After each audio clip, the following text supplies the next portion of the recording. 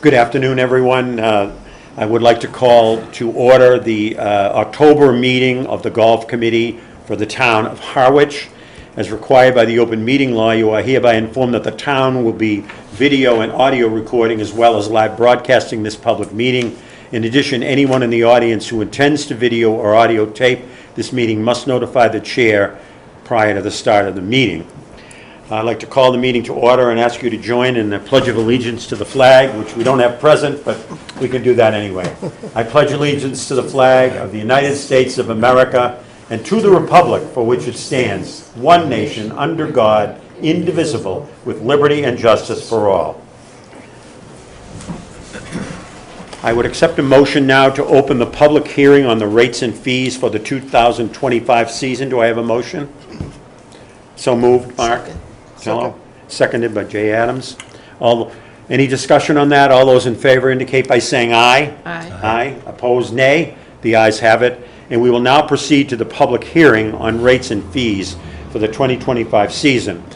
Before I call upon the Director of Golf, I just want to note that in addition to posting this as appropriate on the town website, we also published for 2 successive weeks in the Chronicle the fact that this public hearing was going to be taking place. It's a requirement.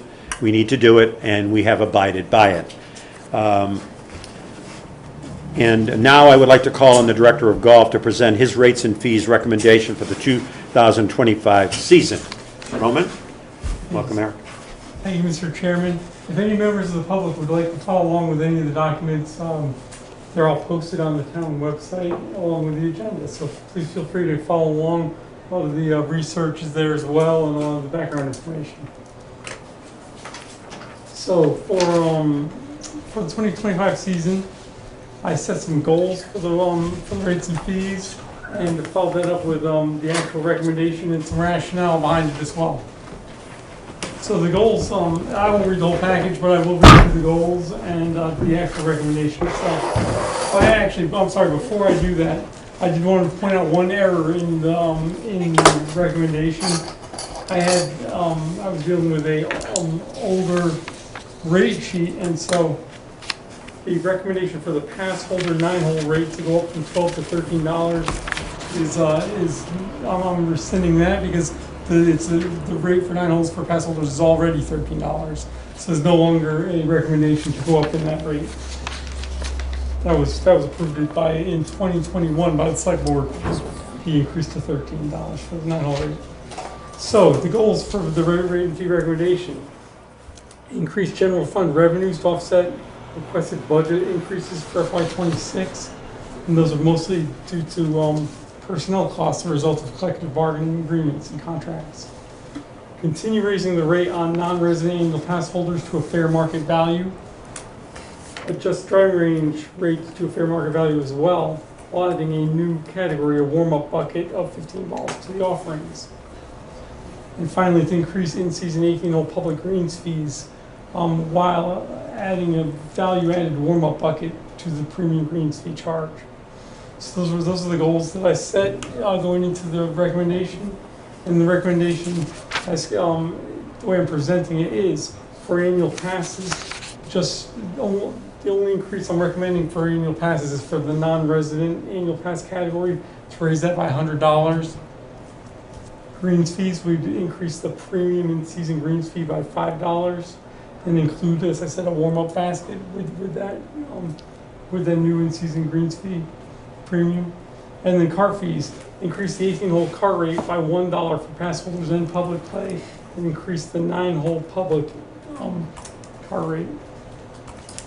I won't read through all the rationale there, but you can see on the actual rate sheet that I provided, anything that was colored red or has a plus number after it I'm recommending an increase in. And again, cross out the 9-hole pass holder cart rate as being increased. I'm not recommending an increase there.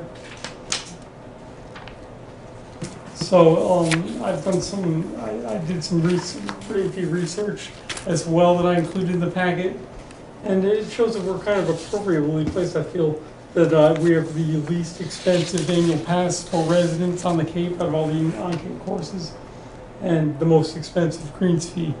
So, what we've done is we've turned our golf course into mostly a resident annual pass holder golf course, where about 30% of the play is non-resident pass holders that play the golf course.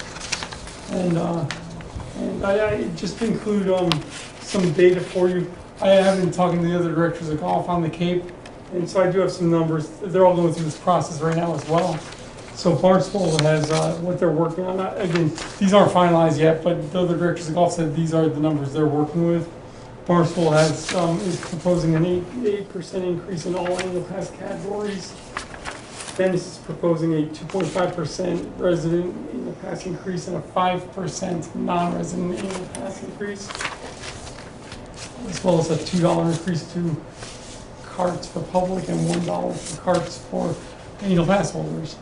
And then Yarmouth is proposing a 5% increase across the board on their annual passes. So that's some new data that I got just the last couple of days.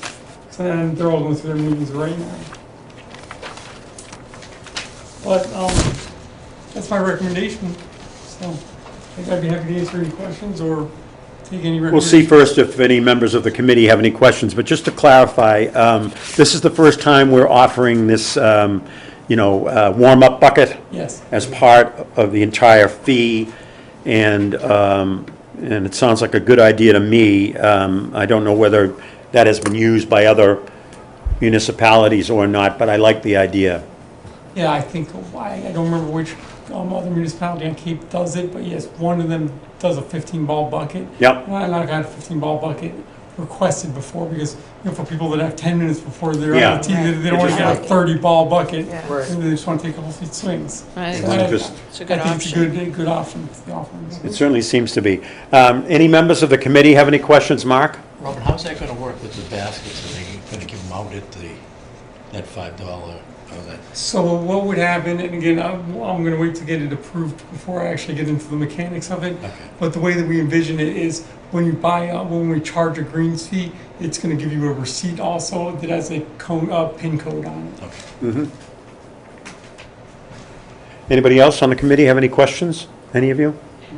The only question, I got a few questions from non-residents about that $100 increase. Yeah.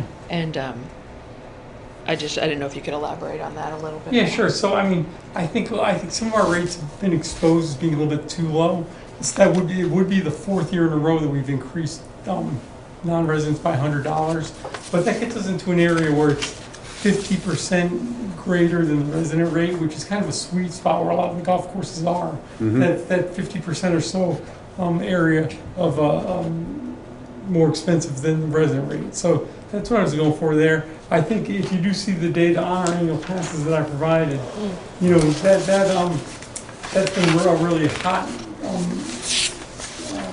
category of growth throughout the years.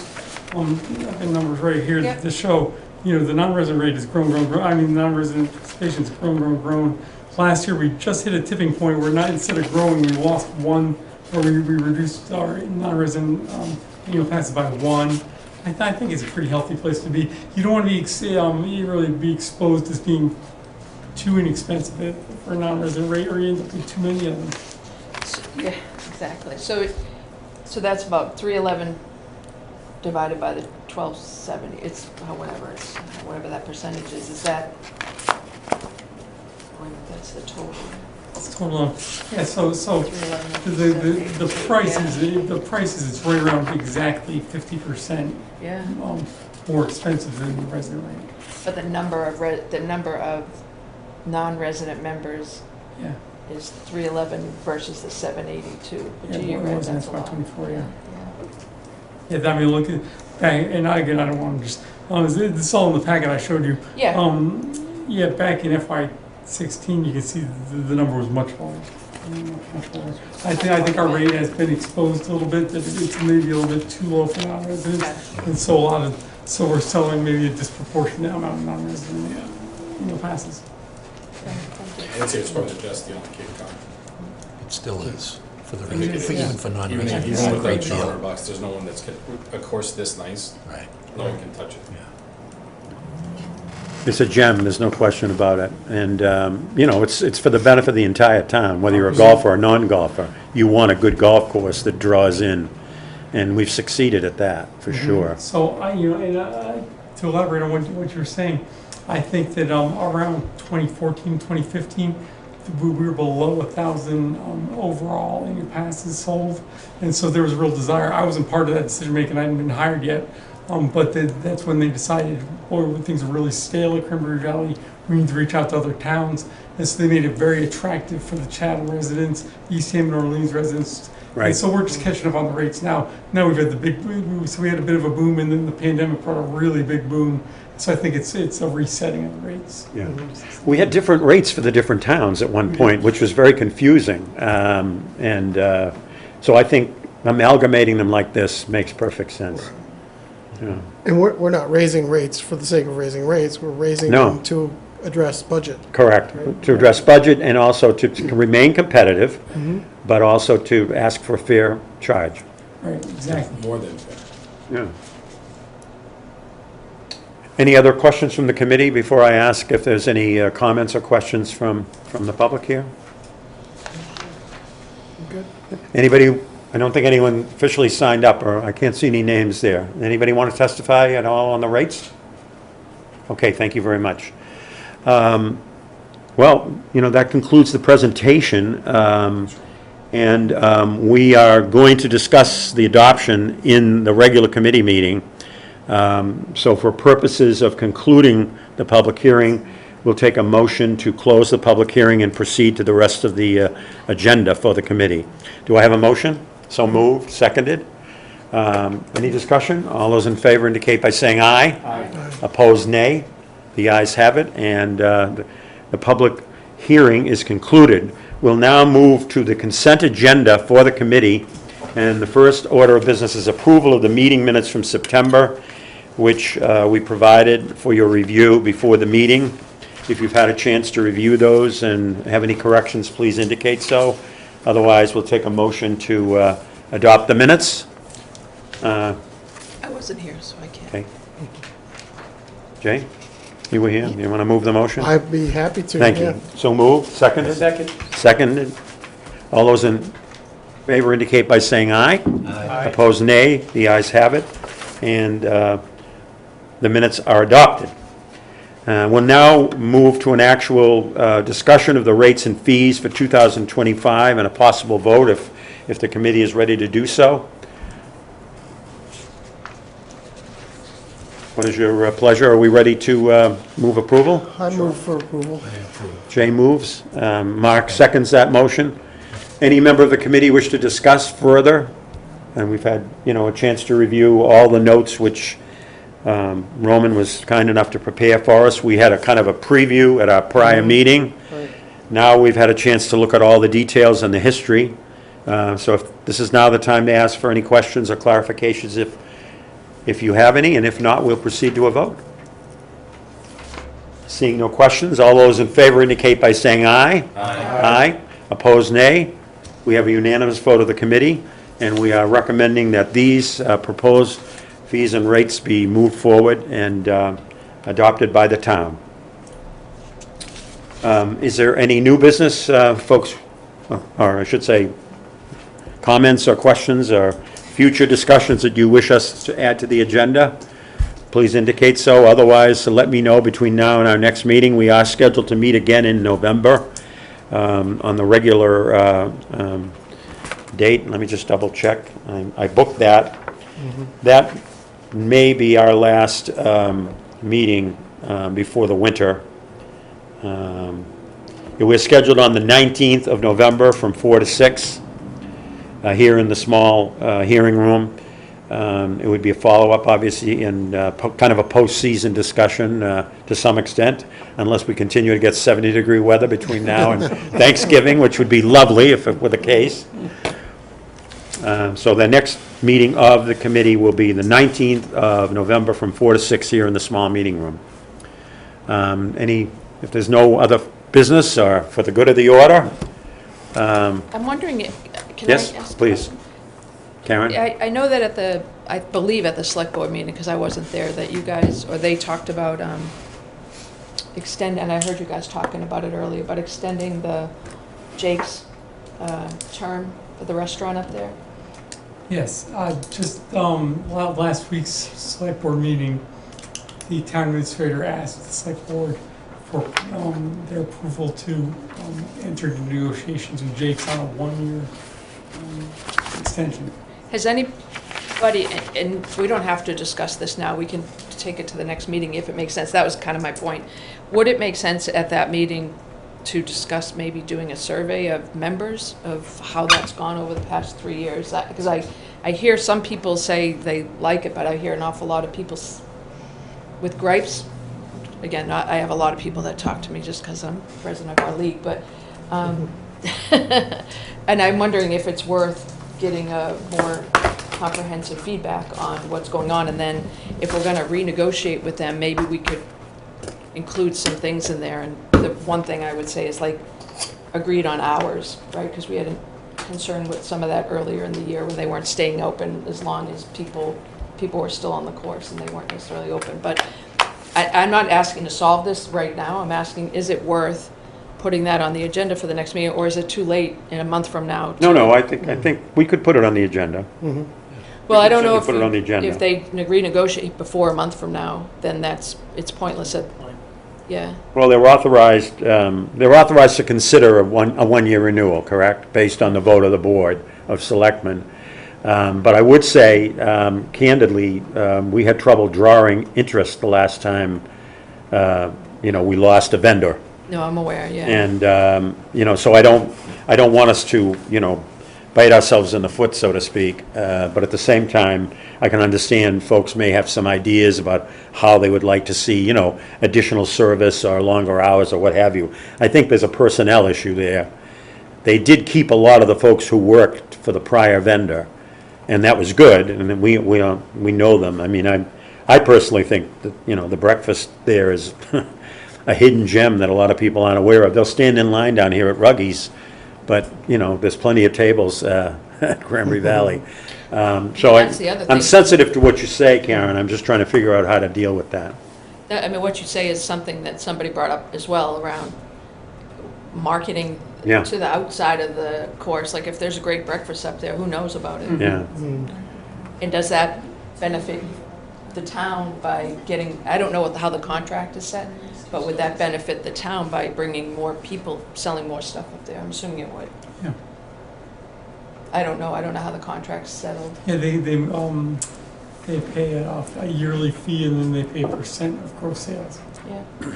So, but I think there's an opportunity being missed for sure Yeah. for outside the course, because it's oftentimes quiet in there. But it's just, again, I'm not trying to solve it here. I know we're just raising agenda items. But it's more like, I think there's an opportunity we're not fully taking advantage of. Yes, I think the mechanics of it are the town administrator does negotiations with them, and I think anything the committee would want to do, I think would go to the town administrator, and it's a point of negotiation possibly. Is that something I should bring to the attention of our liaison? You could, just because, I don't want to see people, I wouldn't want to see the committee operating separate of Oh, that no, we process. Yeah. Because, I wasn't even involved in the, Right. request for an extension or anything like that. Yeah. That was all just through the town administrator and the select board. But, And it's Yeah. highly unlikely he knows what's going on up there. So from a, how do people enjoy it and what are the other opportunities? And he gets what he gets from you guys, of course, but there's broader feedback, I think. With 1,000 members, it should be at least surveyed out to Well, the way we're supposed to communicate is through our Liaison. liaison. So I think probably what I should do is indicate that the committee is interested in knowing if there's any possibility of,